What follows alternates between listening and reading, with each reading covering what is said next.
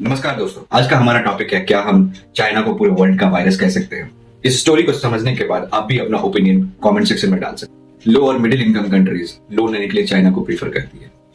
This countries owes 37% of their debt to China. China ने पाकिस्तान को $30 billion and Sri Lanka को $5 billion loan में दिए हुए। इतना ही नहीं, देयर आर अदर 97 कंट्रीज जो इस रेड ड्रैगन के कर्जों में डूबे हुए हैं। आखिर चाइना ऐसा कर क्यों रहा है, चलिए इसको समझते हैं। इसको समझने के लिए चाइना के इतिहास के पन्नों को पलटना पड़ेगा।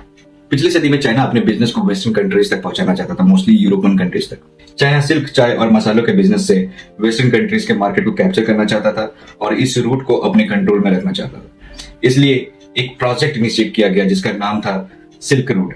लेकिन इस रूट में सबसे बड़ी प्रॉब्लम थी कि इस 6500 किलोमीटर जर्नी में बहुत सारे डेजर्ट्स, माउंटेन, सी को क्रॉस करके वेस्टर्न कंट्रीज तक पहुंचना था, जो कि उस समय इम्पॉसिबल के बराबर था। फिर 2013 में सिल्क रोड के प्रोजेक्ट को फिर से रिवाइव किया गया और नाम दिया गया बेल्ट एंड रोड इनिशिएटिव। इस प्रोजेक्ट में long widening road and Europe, Africa and Asia को डायरेक्टली सी से कनेक्ट करने का सपना बुना गया और फिर लोन देने का खेल शुरू किया गया। चाइना ने लो और मिडिल इनकम कंट्रीज को टारगेट करते हुए उनको लोन दिया, जो कि नेसेसरी इंफ्रास्ट्रक्चर को बिल्ड कर सके, जो उनके बेल्ट एंड रोड इनिशिएटिव को पूरा करने में मदद कर सके। इस खेल में चाइना ने इन कंट्रीज के ऑफिशियल्स के साथ अच्छा रिलेशनशिप स्टैब्लिश कर लिया। 2021 के एंड तक चाइना का टोटल इन्वेस्टमेंट हो चुका था $850 बिलियन।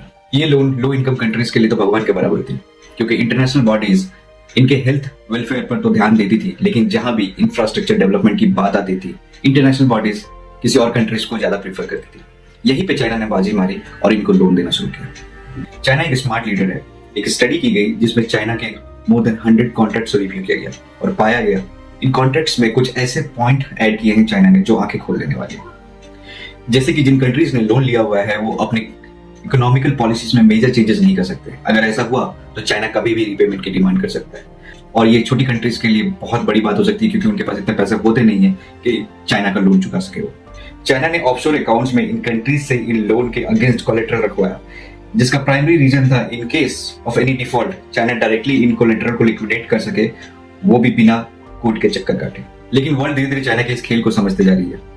अमेरिका ने तो चाइना को ट्रोजन हॉर्स का नाम दिया, जो एक सॉफ्टवेयर वायरस होता है जो आपके हार्ड डिस्क को कंप्लीटली इरेज कर देता है। ये बात तो तय है कि चाइना का सपना बहुत बड़ा है और उनको बहुत सी मुश्किलों का सामना करना पड़ेगा अपने सपने को पूरा करने के लिए, और इंटरनेशनल बॉडीज को भी आगे आके सोचना पड़ेगा इस वायरस को काउंटर करने के लिए। आपको क्या लगता है, कमेंट में बताइए। वीडियो अच्छा लगे तो please like, subscribe and share. Thank you.